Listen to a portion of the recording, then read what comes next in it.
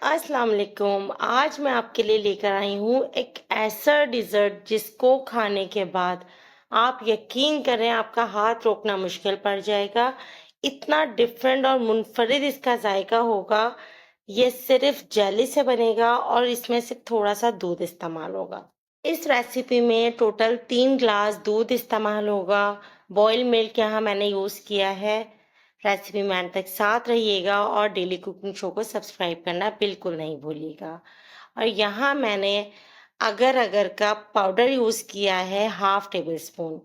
3 glass में half table spoon enough है, इससे ज़्यादा इस्तेमाल नहीं कीजिएगा। इसे हमने मुस्तकिल पकाना शुरू किया।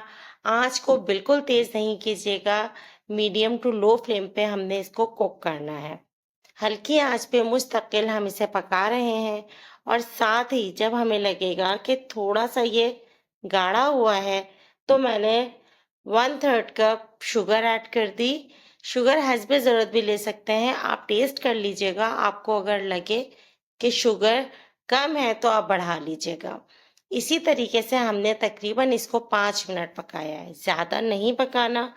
कोई भी एक पैन ले लीजिए, उसमें हमने क्या किया कि उसको ग्रीस कर लिया और ग्रीस करने के बाद 3 डिफरेंट कलर्स की जेलीज वो हमने जमा कर और इसमें ऐड कर दी।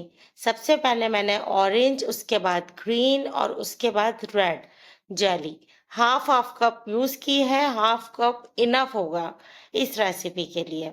इसको फैला दिया। फैलाने के बाद जो हमने दूध पकाया है उसको किसी भी बाउल में छान लीजिए और उस दूध को यहाँ ऐड कर दीजिए। इस वक्त आप ये रेसिपी बनाएंगे, आपके घर में बच्चे, बूढ़े, जवान, हर शख्स की ये फेवरेट रेसिपी हो जाएगी।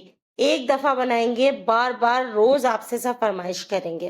गर्मी में ठंडी ठंडी जिस वक्त आप खाएंगे, आप यकीन करें आपको अंदर तक सुकून मिलेगा। और जब भी कोई मेहमान आए, कुछ ये आधे घंटे के अंदर अंदर चिल्ड होके तैयार हो जाएगी।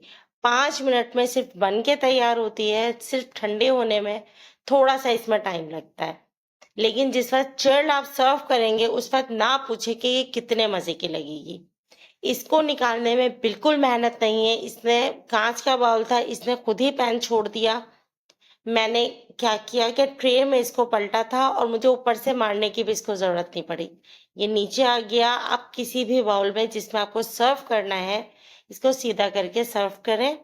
कटिंग आप अपने हिसाब से करें, जो शेप आपको चाहिए उसी शेप में कट करें।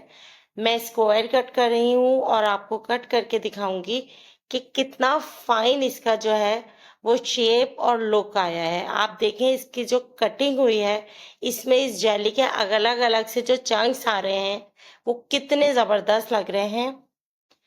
रेसिपी पसंद आई हो तो लाइक ज़रूर कीजिएगा। चैनल पर न्यू हो तो सब्सक्राइब कर लीजिएगा। बेल का बटन दबाना बिल्कुल नहीं भूलिएगा ताकि आने वाली तमाम ये रेसिपीज़ आप तक पहुँचे। बहुत डिफरेंट मीठा है, बहुत यमी है।